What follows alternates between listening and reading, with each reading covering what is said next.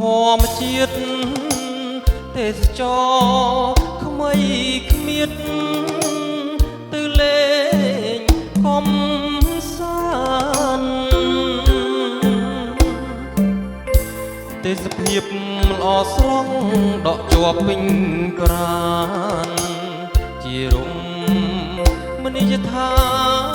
នស្ថិតក្នុងអារាមទឹកហូររំដំរីយំរ៉ែរ៉ែបងបានជួបស្នេហ៍អូនអ្នកចំ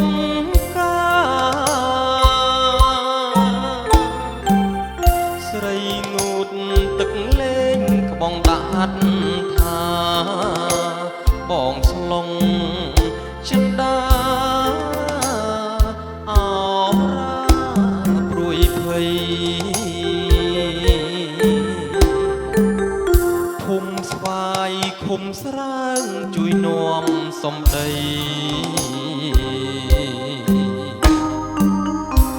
ពាក្យពេចន៍មានន័យ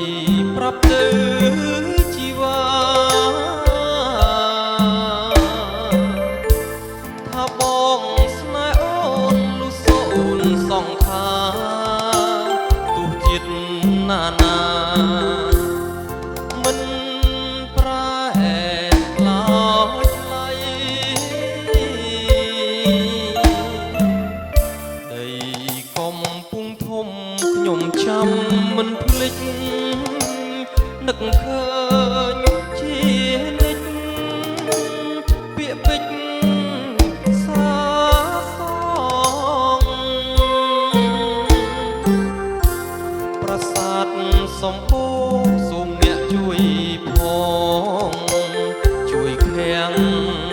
នោះល្អងស្នេហ៍ឆ្លងដល់ត្រើយ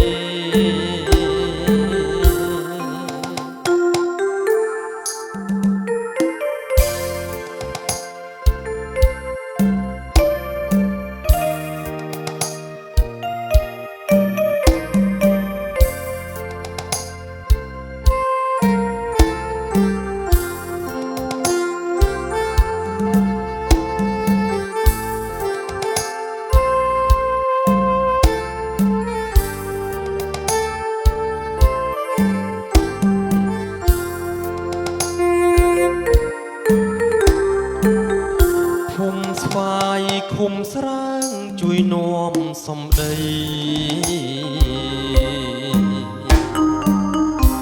ពាក្យពេចន៍មានន័យប្រាប់ទៅ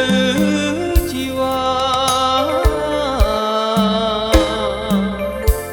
ថាបងស្នេហ៍អូនលុះសូនសង្ខារទោះជាតិណានាមិនប្រែ